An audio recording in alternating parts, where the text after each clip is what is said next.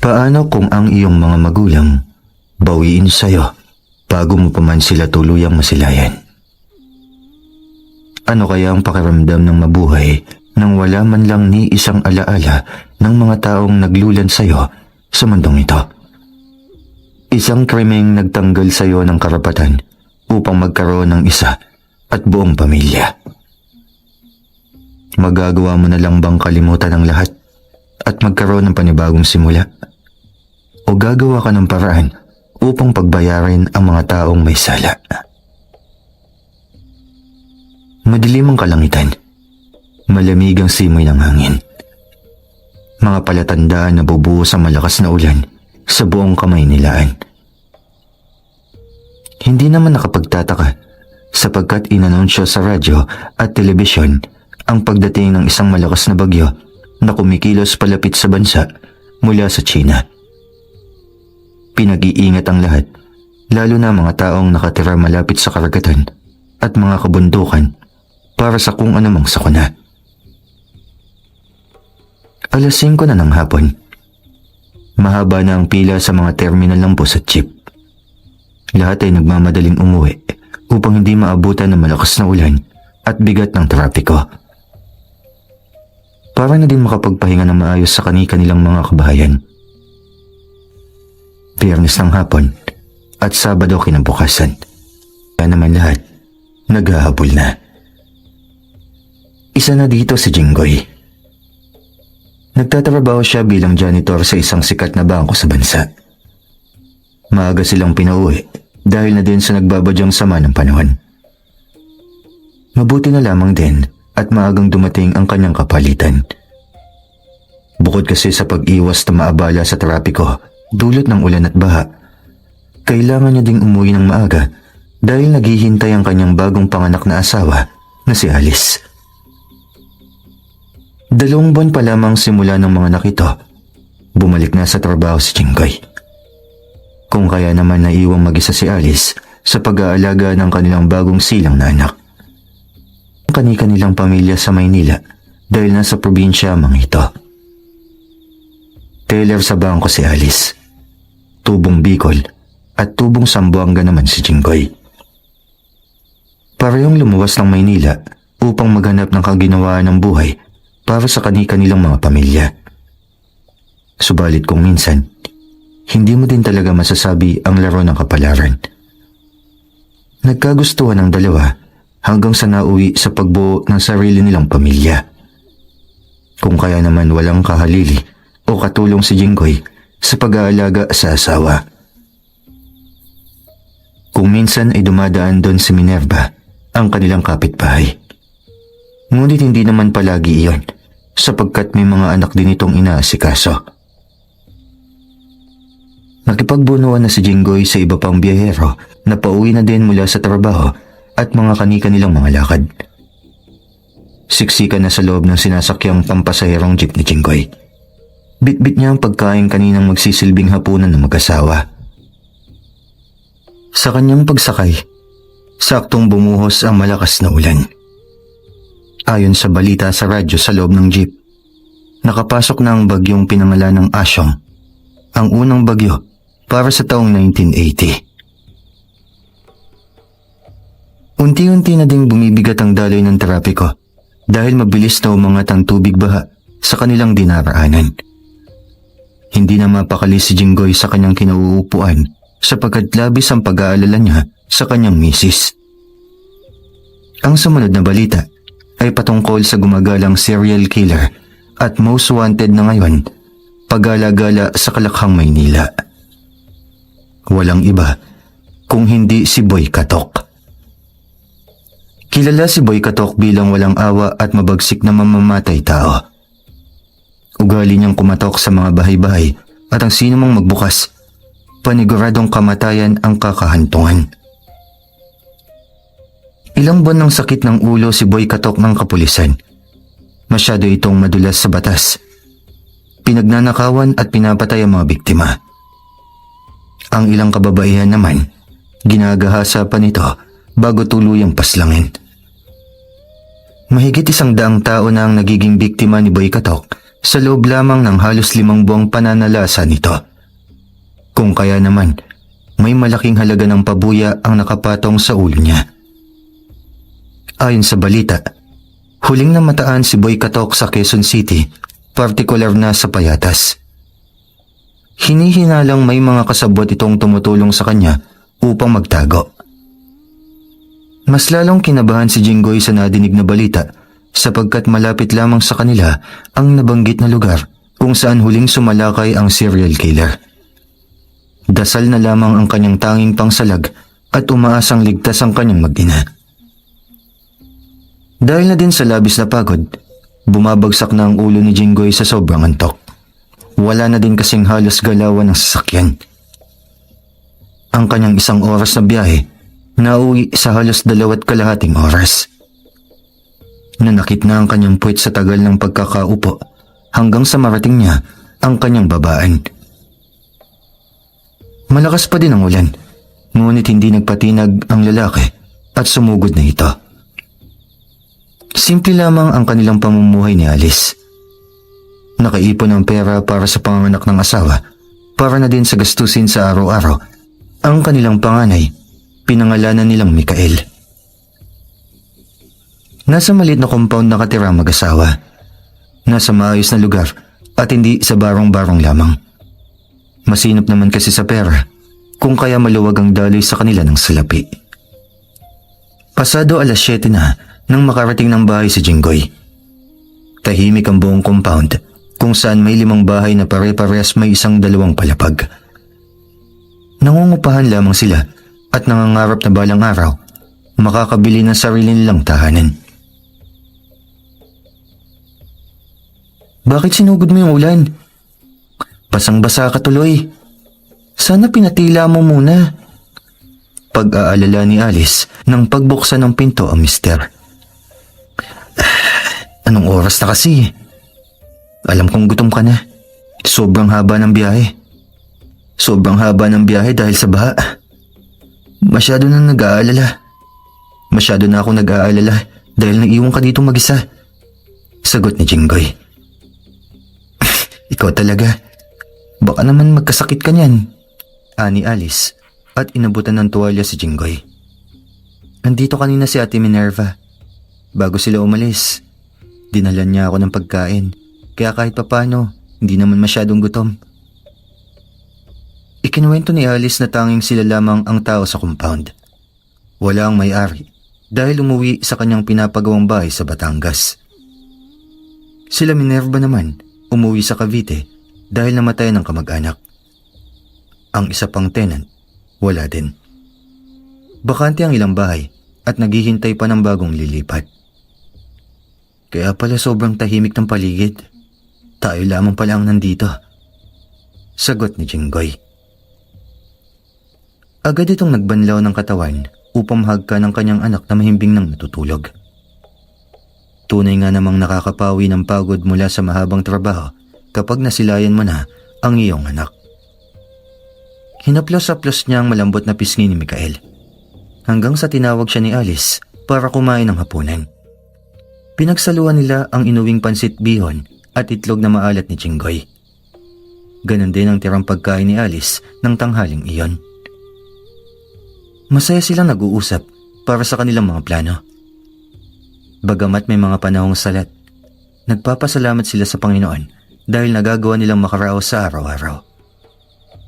Maya-maya pa, biglang nawalan ng kuryente. Ganon naman madalas ang eksena kada may malakas na ulan o bagyo. Agad na pinuntahan ni Alice ang anak upang tiyaking ligtas ito sa lamok. Agad namang naghanap ng kandila si Jinggoy para magbigay ng liwanag sa kanilang munting tahanan.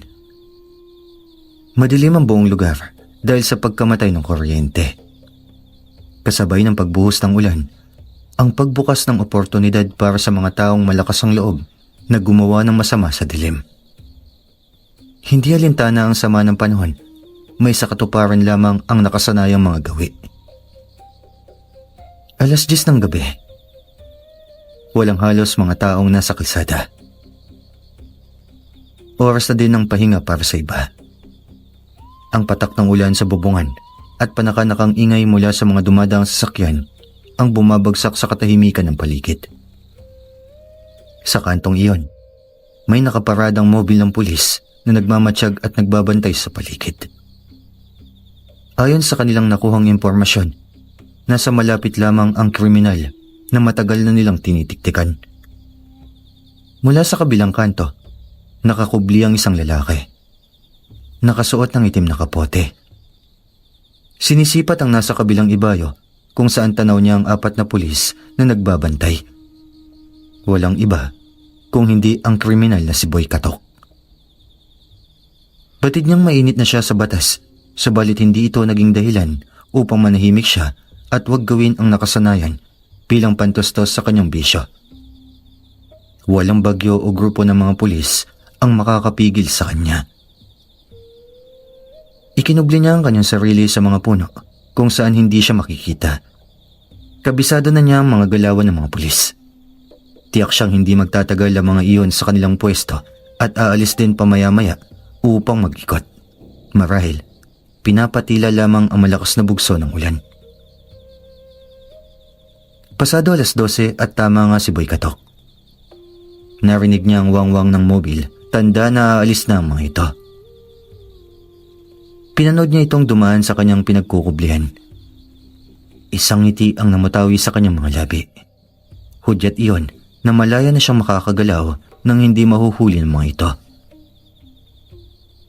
Nilagay ang pandong na kapote sa ulo. Nakasilid sa kanyang bulsa ang isang lancheta. Ang patalim na kumitil sa napakaraming buhay na kanyang naging mga biktima. Naglakad siya habang nakayuko. Nagsimulang maghanap ng panibagong biktima kung saan makakakuha siya ng pera at mahahalagang gamit na maaaring maibenta. Para saan? Para may maipangbili ng alak at droga. Walang ibang nakakaalam ng kwento ni Boy Katok. Maliban na lamang sa motibo nito sa kanyang pamamaslang. Lango sa alak, nasa espiritu ng pinagbabawal na gamot o di naman kaya napagpasyaan lamang na magnakaw. Ngunit ang mas malalim na dahilan tungkol sa kanyang pagkatao, walang sino man ang nakakaalam. Sarado ang mga tindahan, mataas ang mga bakod at may mga matutulis na bagay ang nasa tuktok ng ilang kabayan. Mahihirapan siyang akyatin ang mga yon. Kailangan niyang kumilos ng may doble o tripling ingat upang hindi masulok ng batas. Hanggang sa mapadaan siya sa compound kung saan bukas ang gate at tila iniimbita siyang pumasok. Nilingon niya ang paligid sa kamarahang pumasok sa loob nang hindi gumagawa ng kahit na anong ingay. Madilim ang paligid at tahimik. Pinakiramdaman niyang maigi. Walang ingay na matitinig. Sa pantahan niya, walang mga nakatira doon dahil kung sisipating maigi, walang matatanaw na mga gamit sa loob. Napaisip siya kung iisa-isahing buksan ng mga pintuan. Ngunit tama ang hinala niya. Wala din siyang mapapala. Magsasayang lamang siya ng oras. Handa na siyang umalis nang madinig niya ang iyak ng isang sanggol sa kanang bahagi kung saan siya nakatayo. Maraan siyang nagtago upang hindi makita. Pinilit sipatin kung tunay ngang may tao sa loob at napangiti na makita ang galaw ng mga anino mula sa loob. May mga pag-uusap din siyang natitinig. Labis ang galak na nararamdaman nang napagtantong walang ibang tao doon. Kung hindi ang nasa loob lang ng bahay sa kanyang harapan. Hindi siya mahihirapan sapagkat walang makukuhang saklolo ang mga ito. Isa pa, sa itsura ng mga kabayan, nakakatiyak siyang hindi siya mabubokya sa kanyang unang biktima ngayong gabi. Paniguradong may malilimas siyang halaga ng mga salapi at ilang mamahaling bagay mula sa mga iyon. Nagsimula na siyang kumilos. Mahigpit ang hawak sa lanchetang nasa bulsa ng suot na kapote. Kumatok iyon ng 3 beses sa pintuan. May tao ata, sambit ni Alice. Dumungaw si Jinggoy mula sa bintana sa itaas. Wala naman siyang nakita sa ibaba. Wala namang tao ah. Maya-maya pa, may narinig ulit na 3 katok. Doon na naginala si Jinggoy at naalala ang balitang kanyang nadinig sa radyo kanina. Ang patungkol sa gumagalang serial killer sa Quezon City. Agad siyang kinabahan. Nanalangin na kung totoo mang si Boy Katok yun, lisanin na lamang niya ang kanilang tahanan. Panay pa din ang iyak ni Mikael. Marahil dahil sa naiinitan nito. Karga-karga na siya ni Alice at hinihili. Subalit hindi pa din ito tumatahan. Saglit na wala ang mga katok. Nakahinga ng maluwag si Jinggoy sapagkat tila pinakinggan ang kanyang dalangin. Subalit mali ang kanyang inaakala. Akmang lilisanin na kasi talaga ni Boy Katok ang bahay na iyon nang may mapansin ito. Hindi nakaugalian ng kriminal ang magtagal sa iisang bahay kung hindi siya mapagbubuksan. Hindi naman kasi nakakapagtaka dahil kalat na ang balita kung paano siya nang bibiktima. Subalit tila hulog ng langit sa kanya ang bahay na napuntahan. Nang hawakan niya ang doorknob, hindi iyon nakalak. Hindi din nakakawit ang isa pang lock nito sa bandang itaas. Inikot niya ito at napangiti nang magawang buksan ang pintuan. Marahil niyang binuksan ang pinto. Madilim ang buong bahay kung kaya hindi niya maulinagan ang mga kagamitang meron sa loob. Wala na din siyang planong magkalkal sa dilim sapagkat mauubusan lamang siya ng oras. Kailangan niyang hindi gumawa ng ingay para hindi makatawag ng atensyon. Nang sipatin ang nasa sala, nakakita siya ng relo na agad niyang dinampot. Naglakad papunta malapit sa hagdanan. Nasa itaas nga ata ang kanyang kailangan. Pinakiramdaman niyang mabuti kung ilan ang tao na nasa itaas. Kung sakaling marami ito, hindi na siya makikipagsapalaran pa. Ngunit tila umaayon sa kanya ang pagkakataon sapagkat 2 lamang ang nadidinig niyang nagsasalita bukod sa iyak ng sanggol. Naghintay siya ng tamang pagkakataon. Hindi siya maaaring basta na lamang umakyat dahil makikita ang kanyang anino. Hihintay niyang patayin ng mag-asawa ang kandila sa kakikilos. Subalit hindi ganoon ang naganap.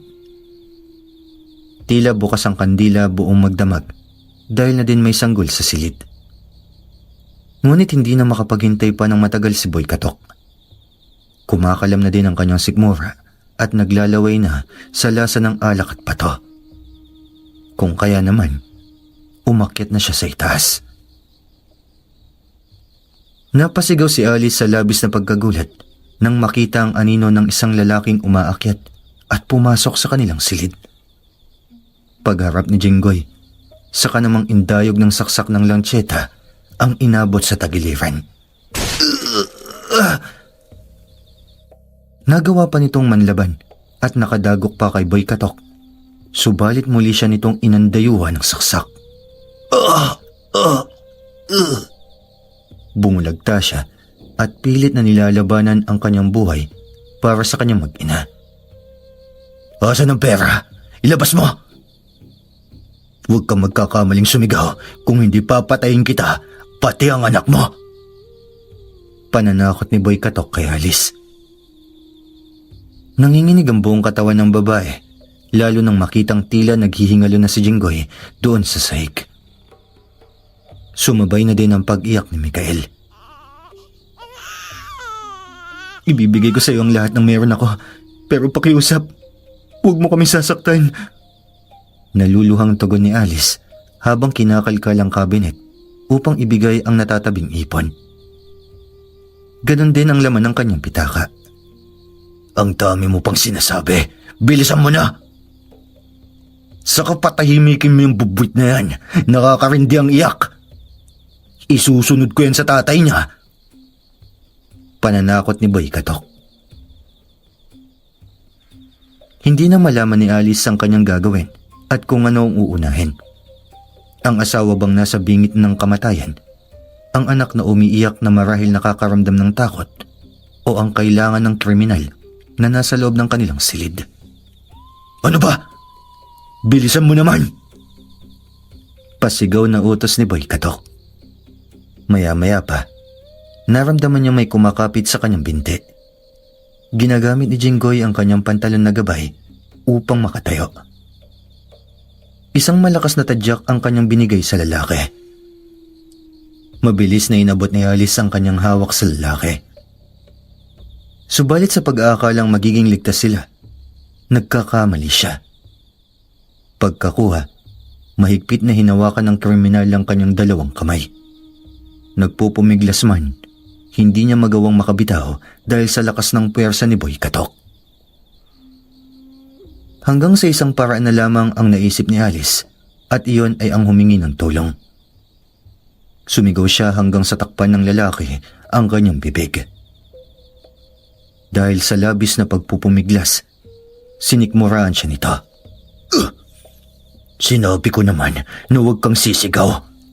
Ang tigas din ng ulo mo. Pero kahit ano man ang gawin mo, sa tingin mo ba, hahayaan kitang mabuhay ngayong nakita mo na ang aking mukha? Hindi ako tanga. Humagulgol na si Alice, dala na din ng matinding takot. Ramdam niya ang pag-agos ng dugo mula sa bumukang sugat. Mabilis na nanghina ang katawan dahil na din hindi pa tuluyang nakakabawi mula sa panganganak.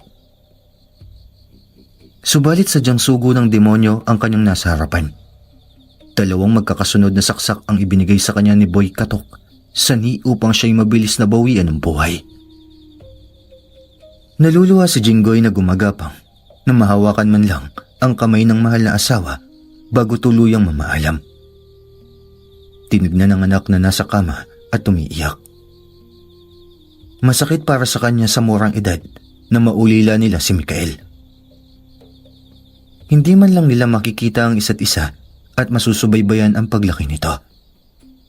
Tiyak siyang hindi din matatanda ng bata ang kanilang itsura. Ganun pa man, dalangin ni Jinggoy na sana'y makaligtas si Mikael at mabuhay. Naulinigan niya ang paglapit ni Boy Katok sa kanilang supling. Kung kaya naman, inipon niya ang buong lakas, alang-alang sa kaligtasan ng anak at pinilit na tumayo. Hinablot ang plancha at pinukpok sa batok ng kriminal. Subalit hindi iyon ganun kalakas, dala na din ng kanyang panghihina. Agad din siyang natumba at naitulak patagilid si Boy Katok. Hindi inaasahang nakabig ng lalaki ang may sinding kandila na nakapatong sa gilid at nahagip ang kanyang kapote. Mabilis na nagapoy iyon. Nataranta siya habang tinatanggal ang butones upang hubadin ito. Dahil doon, nawalan siya ng balanse at nalaglag sa hagdan. Lumapnos ang apoy sa kanyang pisngi at balikat. Nagawa man niyang mahubad iyon, subalit napinsala na ang kanyang katawan. Ramdam niya din ang tila pagkapilay ng kanyang kanang binti. Iika-ika siyang tumayo at lumabas ng bahay, bitbit ang kapirasong halaga na kanyang nakuha mula sa mag-asawa. Galit na galit si Boy Katok. Nais pa sana niyang balikan ang bahay at tadtarin ng saksak ang buong pamilya, ngunit wala na siyang nagawa. Mahapdi na ang kanyang muka at balikat, pati na din ang pilay na binti. Bukod pa doon, ang halaga ng kanyang nakuha. Halos 2,000 lamang iyon, kasama ng ilang alahas na hindi naman kalakian ang halaga kung ibibenta o isasanla.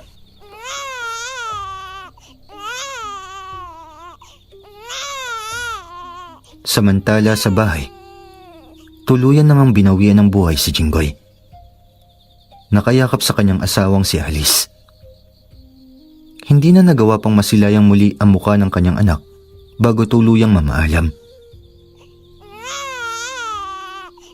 Naiwan ang bata na si Mikael na labis ang pag-iyak. Tila ramdam ng sanggol ang masalimuot na nangyari sa kanyang mga magulang. Hanggang sa may dumang isang mobile at napansin ang bukas na gate ng compound. Kilala nila ang may-ari doon at alam nilang mahigpit ito pagdating sa pagbubukas at pagsasara ng gate. Isa pa, oras na din ng gabi. Gumana ang kanilang critical na pag-iisip bilang isang pulis. Kung kaya naman, huminto sila. Bumaba dito si George at ang kaibigang si Manuel. Binunot nila ang kanilang baril at flashlight. Kailangan nilang masigurong walang naganap na hindi maganda, lalo na't pakalat-kalat ang kriminal na kanilang hinahanap. Kung kaya naman, anumang maaaring magkonekta sa kriminal na iyon, kanilang iimbestigahan. Sa paglapit sa gate, nadinig nilang malakas na iyak ng sanggol.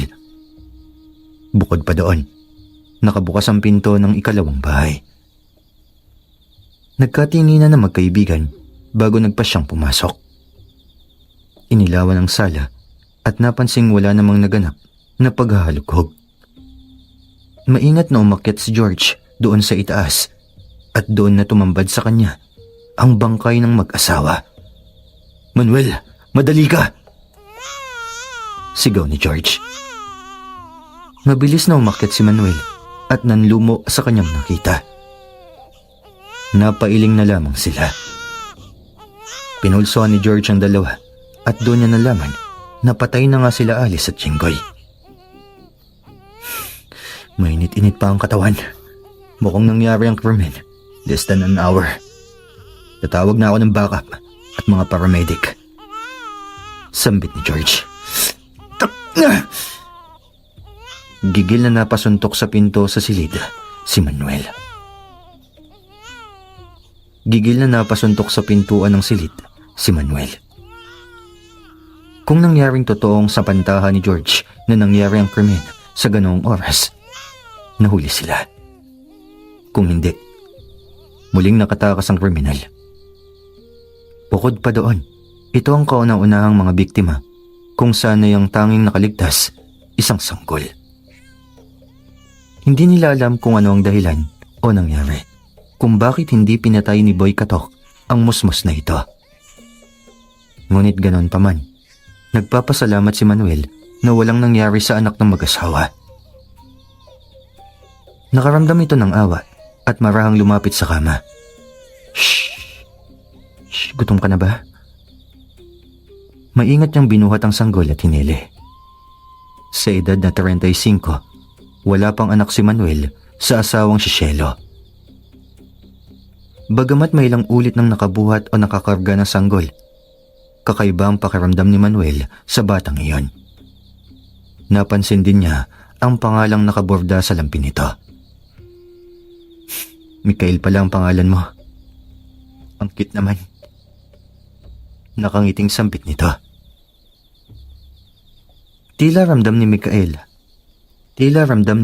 na nasa maayos na siyang lagay, kung kaya naman natahimik na ito at nakatulog habang hinihili ni Manuel.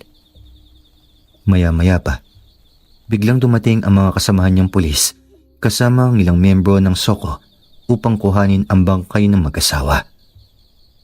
Hindi na binitawan pa ni Manuel si Mikael. Pagdating sa istasyon ng pulis, hindi pa din binibitawan ni Manuel ang sanggol. Karga-karga niya ito. Habang nasa daan, inutusan niya pa si George na bumili ng bote, tsupon at gatas na ipapadede niya kay Mikael.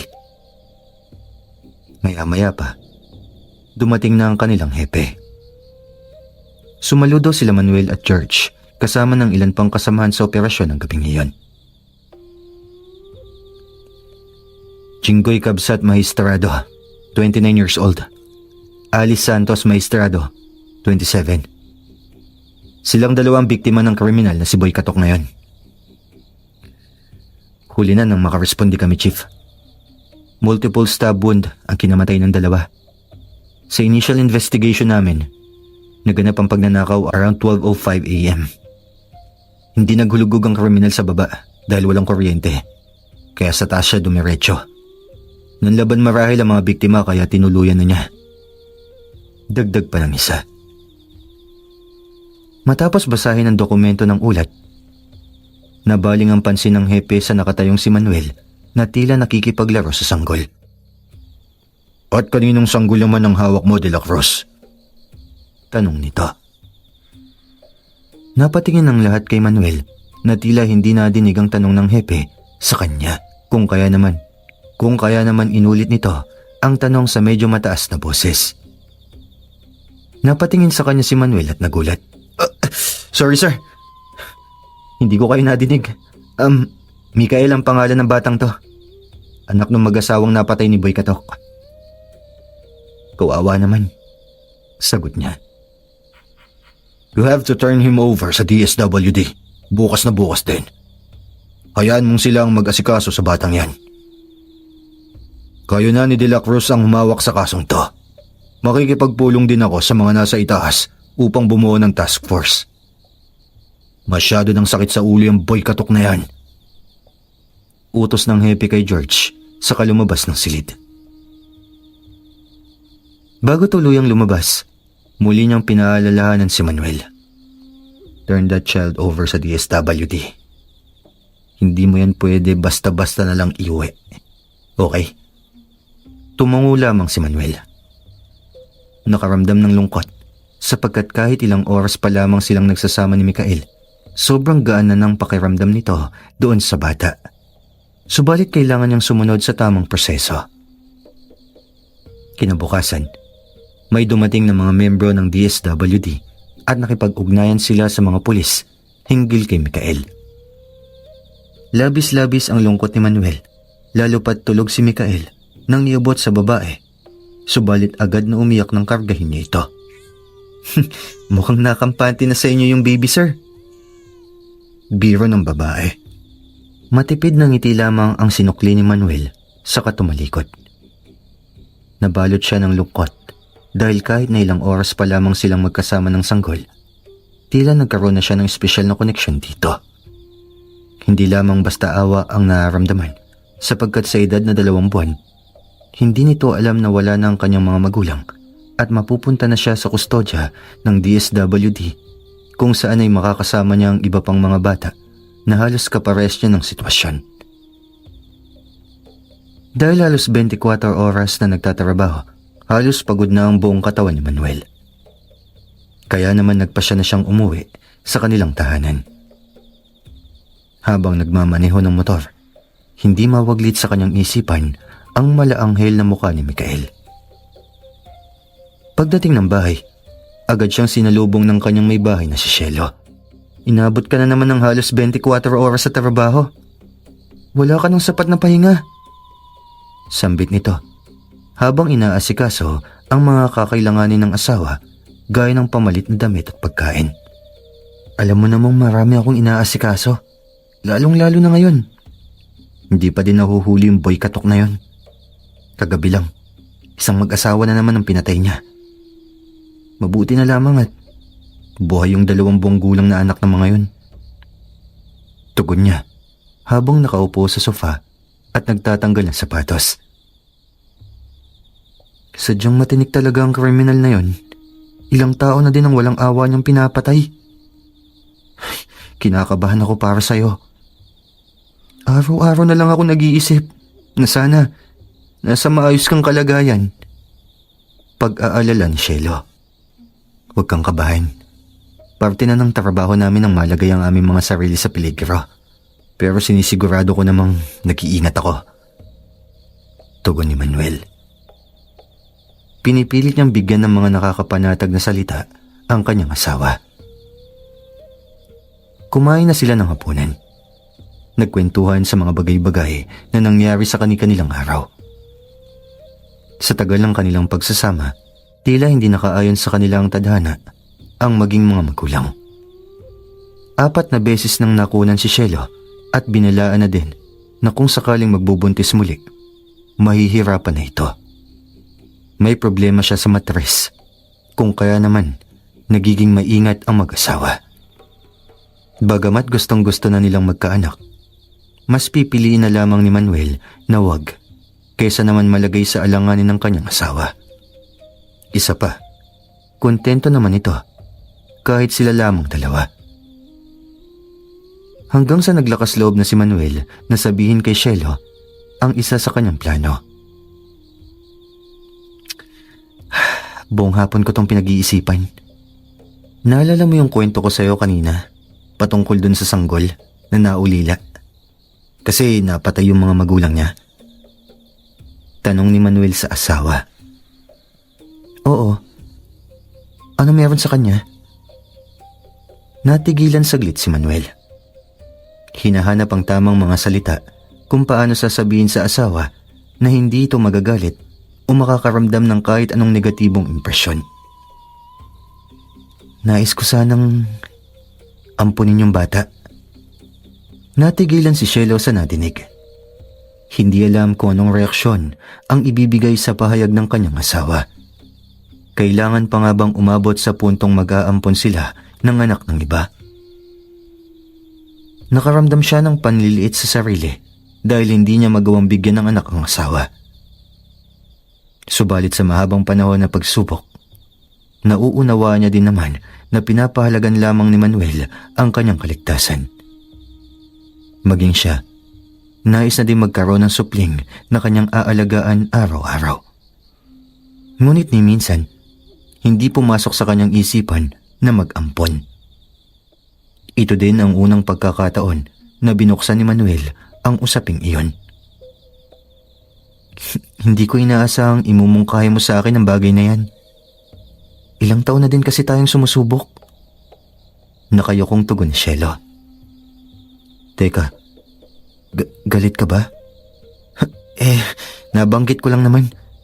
Pero kung ayaw mo, ayos lang din naman sa akin. Nag-aalalang sambit ni Manuel. Ito ang unang pagkakataong nakitaan niya ang asawa ng labis na interes sa pag-aampon. Pakiwari niya, tila may kakaiba talaga sa batang iyon na pumukaw sa puso ni Manuel. Isa pa, wala din namang kasalanan ng sanggol sa bagay na iyon. Hindi din naman siya galit sa nais ng asawa. Sa totoo nga ay nananabik na din siyang humawak ng sanggol at mapagod sa pag-aasikaso dito. Kung kaya naman, buong ngiti siyang sumang-ayon sa plano ni Manuel.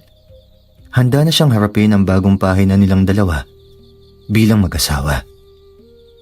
Nakaharap sa salamin si Boy Katok. Tinitignan ang kanyang hubad na katawan. Maugat, solido, batak. Ang binatang edad 25 na naging pamoso bilang most wanted serial killer ng buong Maynila na nagdulot ng labis na takot sa karamihan at nag-alarma sa buong kapulisan. Pinagmamasdan niyang mabuti ang paso sa kanyang kanang pisngi at balikat. Sa tuwing naalala niya ang nangyari noong gabing pinasok niya ang bahay nila Jinggoy at kung paano siya muntik ng masunog ng buhay, nagdudulot sa kanya ng labis-labis na pagkagalit. Bukod pa doon, hindi siya makakilos ng maayos dahil na din sa pamamaga ng kanyang paa matapos malaglag sa hagdanan dahil sa pagkataranta. Nilagok niya ang alak na nasa babasaging baso. Pornada ang kanyang operasyon hanggang hindi pa gumagaling ang kanyang paa. Mahihirapan siyang isapalaran ang paggagala sa gabi dahil meron siyang iniindang sakit. Isa pa sa nakakapagpakulo ng kanyang ulo ay ang halaga ng salapi na kanyang nakulimbat sa mag-asawang kanyang huling biktima. Isang araw lamang iyong pantustos sa kanyang mga bisyo. Kung kaya naman, mahihirapan siya dahil hindi niya alam kung gaano katagal siya magpapahinga bago muling makasalakay. Gising ka na pala. Anong nangyari dyan sa mukha mo? Ang lala ng lapnos mo ah. Sita ni Beatrice ang kanyang katuwang. Hindi katulad ni Boy Katok o ni Carlo sa tunay na buhay, hindi pumapatay si Beatrice. Bagamat gumagamit ng pinagbabawal na gamot, umiinom ng alak at sumasama sa mga operasyon ni Boy Katok, madalas ay nasa bahay lamang ito. Sa maliit na barong-barong sa ilalim ng tulay, kung saan natatapakan ng malalaking mga bakal ang kanilang tinutuluyan. Bibihira lamang din doon umuwi si Boy Katok dahil na din mainit siya sa mga parak. Puiset, pwede bang wag mo nang ipaalala? Lalo lamang kumukulo ang dugo ko. Sambit nito. Pinaikot ni Beatrice ang kanyang mga mata sa paligid at namataan ng perang nakapatong sa maliit na lamesa. Ito lang? Ito lang ang nakuha mo nung gabing yun? Tapos ang lala ng natamo mong sugat? Mihina ka na ata. Natatawang komento nito. Nilingon niya ang babae at binigyan ng nakakamatay na tingin. Saka nilapitan at sinakal. Masyado kang matabil. Kapag hindi ka tumigil, ako mismo puputol ang dila mo. Gigil na sambit nito. Oh, easy ka lang. Masyado kang mainit eh. Nagbibiro lang naman ako. Dito ka lang. Bibilan lang kita ng alak. Tugon ng babae, saka tinanggal ang kamay ni Boy Katok sa kanyang leeg. Hindi may tatangging madalas pagbunto na ng galit ni Boy Katok si Beatrice, lalo na sa mga panahong lulong ito sa droga at alak. Ngunit sa kabila noon, nangingibabaw pa din ang pagmamahal ni Beatrice sa lalaki at hindi niya ito magawang iwanan. Kung kaya naman, suportado niya ang lahat ng ginagawa ni Boy Katok kahit pahalang ang kaluluwa nito.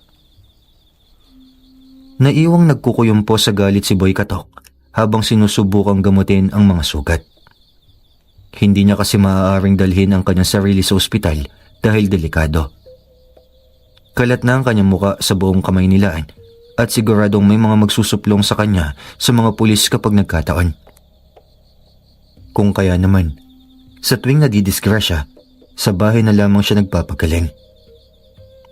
Tila may sapusa din kasi ang buhay nito. Ilang beses nang tinamaan ng bala matapos makipagpalitan ng putok sa mga pulis. Subalit sa kabila ng mga sugat na natamo, buhay pa din siya kahit hindi dinadala ang sarili sa profesional na manggagamot. Hanggang sa naalala niya ang sanggol na anak na kanyang huling biktima. Tila doon niya ibabaling ang kanyang galit sa amang may dahilan ng kanyang muntik ng pagkasunog.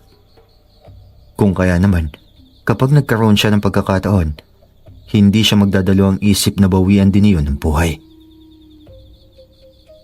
Sa kabilang banda, mabilis na naasikaso ni Manuel ang mga legal na dokumento upang maampon na si Mikael. Sila ni Cielo ang legal na magulang ng sanggol. Hindi na nila pinalitan ang pangalan ng bata. Naging magaan ang kanilang kalooban dito, lalo na si Cielo. Kay gaan ang kanyang pakiramdam nang unang beses na mahagka ng sanggol. Tila nabuo ang kanyang pangarap na maging isang ina na kay tagal na niyang inintay sa loob ng mahabang panahon. Sa kanilang pag-uwi, matapos sunduin ang sanggol, siniguro ng mag-asawa na nabili nila ang lahat ng mga pangunahing pangangailangan ni Mikael. Ito na ang umpisa ng kanilang pagiging isang buong pamilya. Sa paglipas ng panahon, lumaking mabait at matalino si Mikael. Ibinuhos nila Cielo at Manuel ang kanilang buong pagmamahal at suporta sa kanilang anak. Hindi nila pinaramdam dito na iba siya.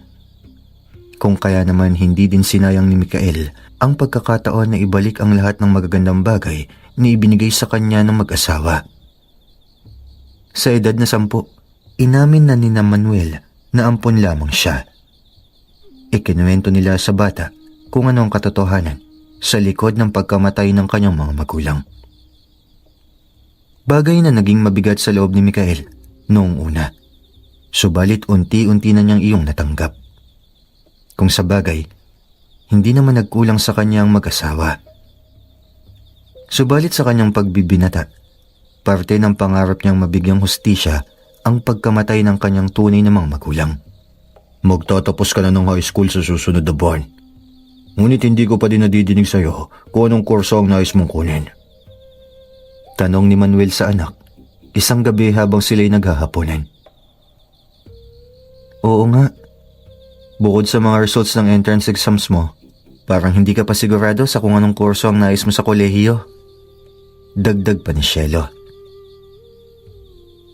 Basta kahit ano pa yan. Tandaan mo na nakasuporta lamang kami ng iyong nanay sa kung anong gusto mo. Doktor, guro, inhinyero, o kahit ano pa. Malaya kang makakapili ng gusto mo. Paniniguro ni Manuel. Tay, gusto ko pong maging pulis, kagaya nyo. Gusto ko din magsilbi sa bayan. Mahinahong tugon ni Mikael. Natahimik ang dalawa sa sinabi ni Mikael. Hindi kasi natural sa pagkatao ni Mikael ang maging bukas sa kanyang saloobin. Nirespeto ng mag-asawa ang ganoong ugali ng binata dahil na din iniisip nila ang naging epekto ng kanyang nakaraan. Hindi naman din kasi nito binigyan ng sakit ng ulo ang kanyang mga magulang at sa katunayan nga, kinagiliwan ng lahat si Mikael dahil sa kanyang pagiging mabait at magalang. Sigurado ka ba? Hindi naman kita pinipilit na sumunod sa iyo pa ko, anak. Ikaw ang bahala kung anong gusto mo. Walang pilitan na magaganap dito. Muling pagtitiyak ni Manuel sa anak. Sigurado na po ako, itay. Sa totoo lang, bata pa lang ako. Ito na talaga ang gusto ko. Hindi ko lamang masabi sa inyo dahil alam kong malaking sapatos ang kailangan kong punan dahil magaling kayong pulis. Hindi sa lahat meron akong isang bagay na nais gawin kaya gusto kong maging pulis. Paliwanag ni Mikael. Tila hindi alam ng mag-asawa ang nais ipabatid ng binata sa kanila. Anong ibig mong sabihin? Tanong ni Cielo. Gusto kong ako ang huhuli at magkukulong kay Boy Katok. Gusto kong mabigyan ng hustisya ang ginawa niyang pagpatay sa aking mga magulang. Magagawa ko lamang yun kapag naging lisensyadong pulis na ako. Mataas na tora ni Mikael. Sa puntong iyon, nauunawanan ng dalawa na hindi lamang dahil pulis si Manuel kung kaya iyon din ang nais kuning kurso ni Mikael. Kailangan nilang intindihin ang mas malalim na dahilan at aspeto ng desisyon ng kanilang anak. Kung kaya naman, binigay nila ang kanilang buong suporta sa anak at pinangakong mananatiling nakatayo sa likod nito. 15 anyos na si Mikael, ngunit ang kanyang pisikal na katawan tila hindi angkop sa larangang nais pasukin. Matangkad naman siya, subalit payat ang katawan. Kung kaya madalas din itong tampulan ng tukso sa eskwela. Subalit kahit minsan, hindi niya nagawang makipagbasag ulo. Bilang respeto sa kanyang mga guro, lalo na sa kanyang mga magulang. At kahit pagulo na ang lumalapit sa binata, hindi niya pinapairal ang init ng kanyang ulo at kalmado lamang niyang hinaharap ang sitwasyon. Isang tanghali, maagang natapos ang kanilang klase. Wala na din naman kasing gagawin dahil ilang araw na lamang, seremonya na para sa pagtatapos. Hindi nakaugalian ni Mikael na gumala kasama ng ilang kaibigan. Diretso uwi na ito upang tulungan ng inang si Cielo sa mga gawaing bahay at gumawa ng mas makabuluhang mga bagay para sa kanyang pag-aaral. Agad siyang nagabang ng jeep na masasakyan pauwi sa gilid ng kalsada. 2:00 ng tanghali at talaga namang napakataas ng init ng araw. Habang nakatayo at nag-aabang, may napansin siyang isang matandang patawid ng kalsada. Bagamat wala namang masyadong dumadaang sasakyan, tila malayo naman iyon sa disgrasya. Pinapanood niya ito habang binabaybay ang kalsada at nililingalinga ang paligid. Tinatansya ang pagkakataon kung kakailanganin pa ba ng matanda ang gabay o tulong sa pagtawid. Hanggang sa bigla na lamang tumumba ang matandang babae sa gitna ng kalsada.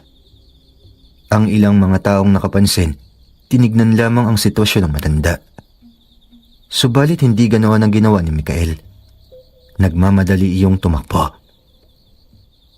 Hindi alintana ang paparating na sasakyan.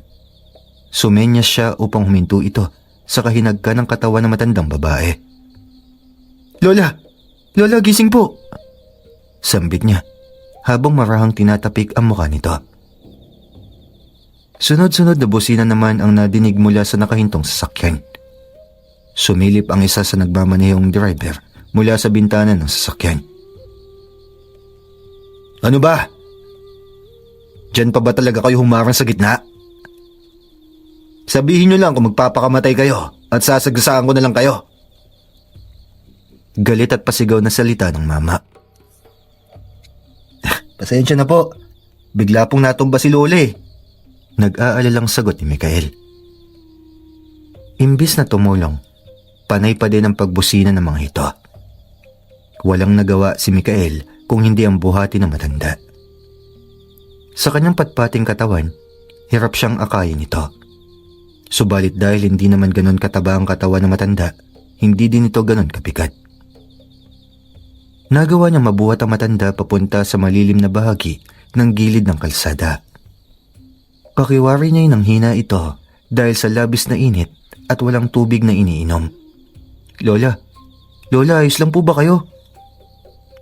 Sinusubukang gisingin ni Mikael ang kamalayan ng matanda.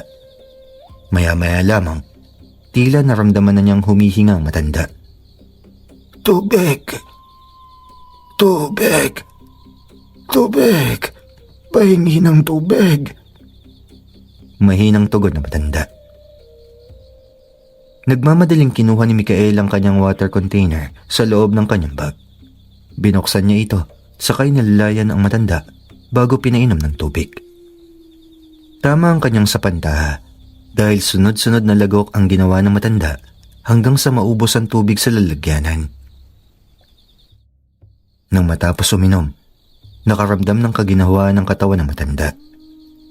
Nagpasalamat ito sa ginawang kabutihan ni Mikael. Salamat, Apo.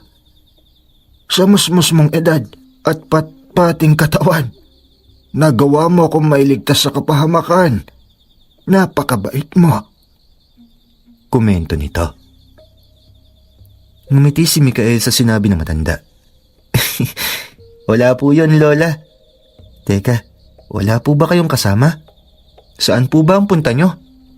Dapat ay hindi na po kayo umaalis ng mag-isa. At dapat ay may kasama po kayo nag-aalalay sa inyo.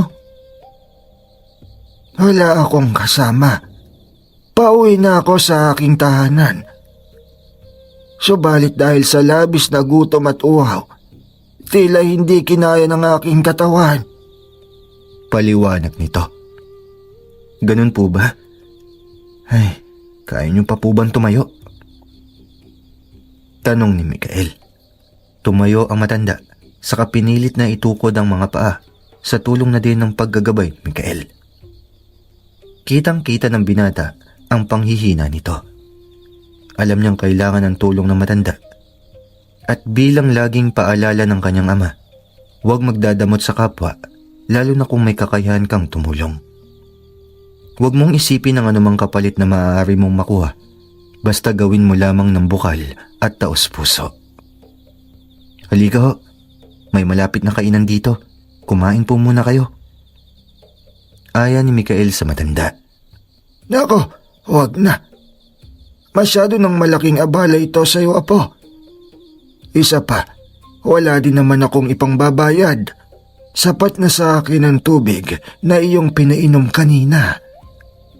Pagtanggi nito. Naku po. Huwag na po kayong humindi. Wala po yon. Alam ko pong gutom na kayo. Saka ko na po ang bahalang magbayad. May ipon naman po ako mula sa mga natira ko pong baon. Halina po kayo. Pagpipilit ni Mikael. Ilang metro lamang naman ang layo ng karinderya mula sa kanilang pwesto.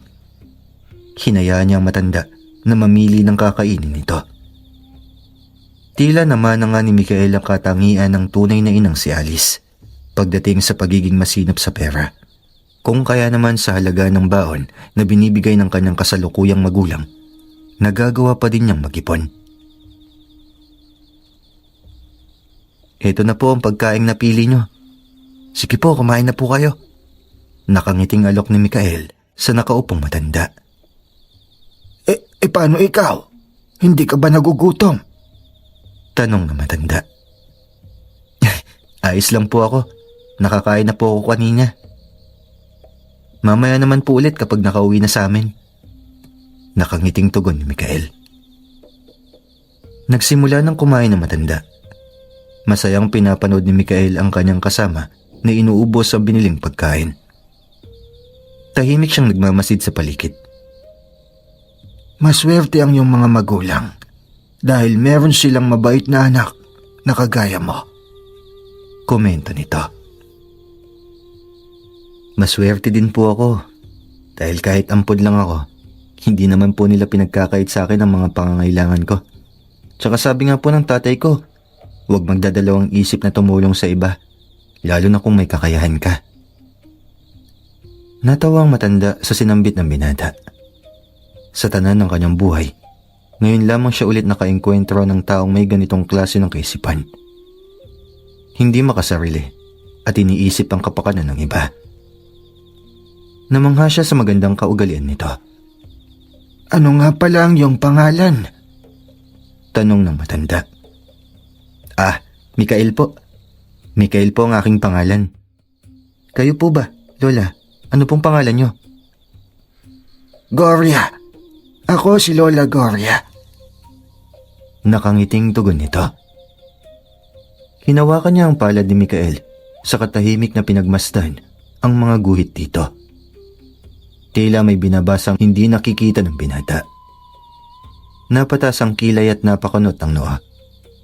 Bagay na hindi maunawaan ni Mikael kung bakit ganoon ang reaksyon ng matanda. May problema po ba, Lola Gloria? Nagtatakang tanong ang binata. Ang iyong palad, tila nagsasaad ng kay raming suliranin ang gumugulo sa iyong isipan. Hindi eksakto ang pinatutunguhan ng linya. May lungkot na bumabagabag sa iyo. May namumuong galit, subalit hindi sapat upang makapanakit ka ng iyong kapwa. Galit na mula sa nakaraang pilit mo mang takasan, hindi mo maiiwasang huwag palikan. Tugon nito. Marang inigit ni Mikael ang kanyang palad mula sa pagkakahawak na matanda.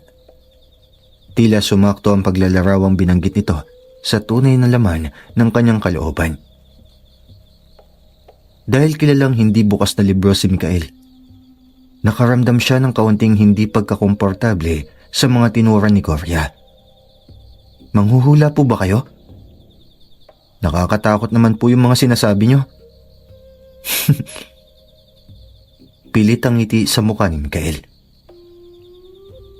Kailangan mong maging handa kapag nakaharap mo siya. Hindi magiging sapat ang anumang meron ka para magawa mong makamit ang hustisyang inaasam mo. May maitim at nakakatakot na persang nakaabang sa daan na iyong susuungin. Kung kaya naman, kailangan mong maging malakas at handa upang hindi ikaw ang maging talunan. Pasensya na po pero hindi ko po kayo maintindihan. Ano po? Medyo anong oras na kasi? Saan po ba ang inyong tungo? Baka pwede ko na po kayong ihatid. Mungkahi ni Mikael, gayong tapos na din namang kumain ng matanda. Ayos na ako dito. Kaya ko nang umuwi dahil nakakain naman na ako. Bumagsak lamang ang aking katawan, marahil dahil sa labis na gutom at pagkauhaw. Huwag mo nang alalahanin ang iyong lola. Masayang sambit ni Gloria. Sigurado po kayo Kung gusto niyo po, pwede kayong mag-uwi ng pagkain. Gusto niyo po ba bumili ako ng isa pa para may pagkain kayo mamaya? Alok ni Mikael. Umiling lamang si Gloria at nagpasalamat. Natutuwa siya sa pagiging maalalahanin ni Mikael sa tulad niyang estranghero. Baka wala na po kayong pamasahe, Lola. Teka po, babayaran ko muna yung kinain niyo para mabarihan tong pera ko. Bibigyan ko po kayo ng pandagdag sa pamasahe. Tumayo si Mikael sa kinaupuan at tinungo ang babaeng nasa kaha upang bayaran ang kinain ng matanda. Matapos makuha ang sukli, hiniwalay na niya ang perang ibibigay sa matanda para pandagdag pamasahe nito. Lola, ito na po ang 50. Natigilan siya nang makitang bakante na ang kanilang pwesto. Wala na sa kanyang upuan ang matanda. Nilingalinga niya ang paligid. Mabilis na lumabas sa karinderya upang subukang habulin ang matanda. Napakamot na lamang siya ng kanyang ulo dahil wala ni kahit anong bakas na iniwan ng matanda. Ang bilis naman nun mawala. Parang kanina lang hirap siya maglakad Nakasakay na siya nun agad? Nagtatakang tanong ni Mikael sa sarili. Napabuntong hininga na lamang siya saka binalik sa pitaka ang perang dapat sana ibibigay niya kay Gloria. Bumalik na siya sa lugar kung saan siya mag-aabang ng sasakyan pauwi. Hindi na niya masyadong iniisip pa ang mga naganap habang siya'y nasa biyahe. Ang mahalaga, masaya siyang nakatulong sa taong nangangailangan. Dasal lamang niya na sana nasa maayos na kalagayan si Lola Gloria at ligtas na makauwi sa tahanan nito.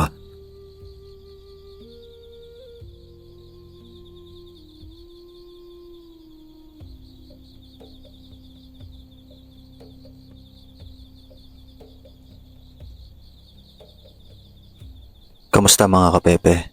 Natunghayan nyo yung unang bahagi ng ating kwento, yung kwento ni Mikael. I-upload ko po agad yung kasunod. Hinati ko siya sa 3 bahagi. Every part po is 1 hour. Sana magustuhan nyo. Itong unang part po is kwento ito ng mga magulang ng ating bidang si Mikael. Sila Jinggoy at si Alice. Sa kwentong ito, matutunghayan nyo kung gaano sila nagpupursige sa buhay, kung gaano sila nagsusumikap, paghandaan yung parating na supling sa kanila na ibinigay ng Panginoon na si Mikael. Ngunit hindi natin inaasahan na may isang siraulong taong papasok sa kanila at ayun, may gagawing kasamaan. I-upload ko po ulit agad yung kasunod nito and sana makapaghintay kayo. Gusto ko lang malaman kung ano yung opinion nyo sa kwentong ito. Kasi sa Pilipinas, hindi na bago sa atin yung mga ganitong eksena eh.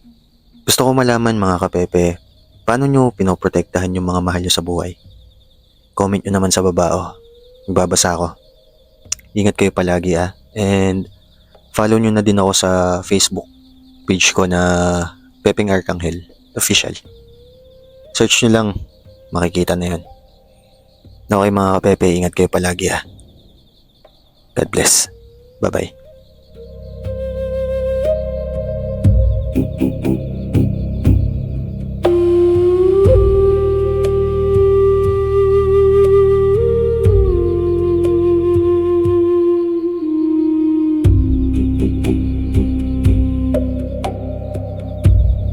you.